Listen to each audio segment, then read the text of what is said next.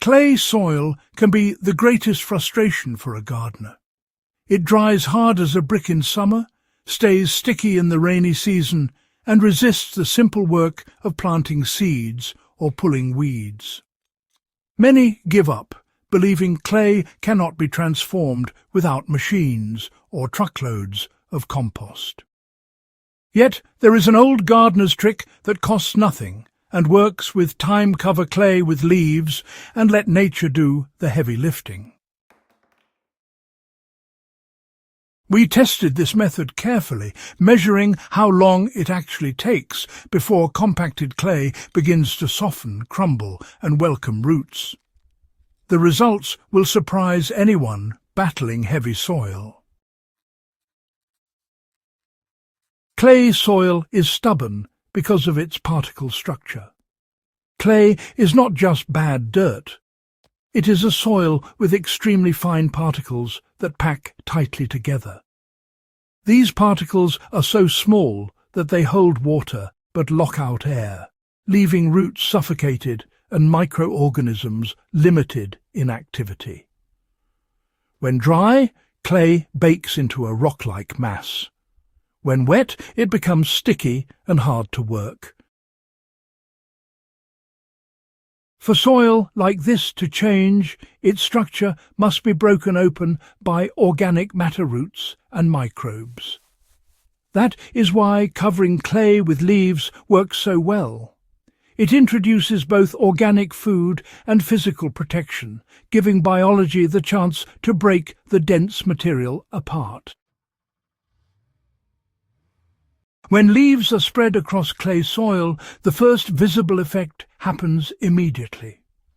Rain no longer pounds directly onto the hard surface, meaning compaction slows. The leaf layer also shades the ground, reducing surface crusting and locking in moisture. Within the first week, the clay beneath already feels slightly less hard on the top inch, not because it has decomposed, but because it is no longer exposed. This protective stage sets the foundation for transformation. Around the third week, fungi and soil microbes begin colonizing the lower leaf layers. You will notice white threads of mycelium binding damp leaves together. At this point, the clay beneath is still dense, but moisture remains more stable than bare soil. By the fourth week, as leaves soften and partially collapse into smaller pieces, these microbes start producing organic acids. These acids slowly pry apart clay particles, loosening the surface.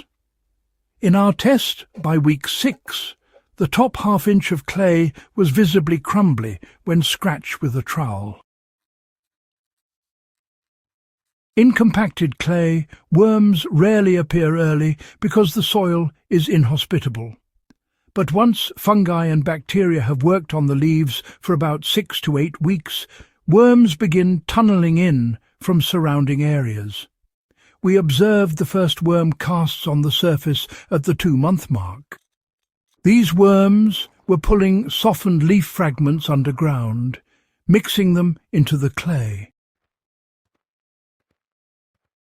This is the turning point, because worm tunnels act as permanent ventilation shafts, creating pores where there had been none. By the 10th week, worm activity had doubled, and the soil surface began breaking into crumbs instead of clods. The wonders of nature at work. The top 2 inches of clay soil under leaf cover showed significant softening after 10 weeks. By 12 weeks, roughly 3 months, the soil could be pressed between the fingers and fell apart into smaller aggregates. However, below 4 inches, the clay was still dense. This shows that while leaf cover rapidly improves the surface layer, it takes longer for deeper layers to change. Gardeners working with heavy clay should plan for at least one full season of leaf cover to make noticeable progress, and 2 to 3 years for a lasting transformation down to root depth. Leaves alone break down slowly because they are rich in carbon but low in nitrogen. In our controlled test, pure leaf mulch softened the clay over 3 months. But when mixed with fresh grass clippings in a ratio of 3 parts leaves to 1 part grass, the timeline shortened. Quite fascinating, isn't it? By the 8th week, the soil surface was already friable, and by 10 weeks it showed worm activity equal to the 3-month mark of pure leaves.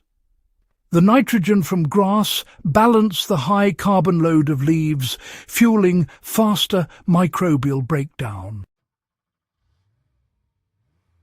Gardeners can apply this principle by blending leaves with green waste, or even diluted manure when covering clay beds.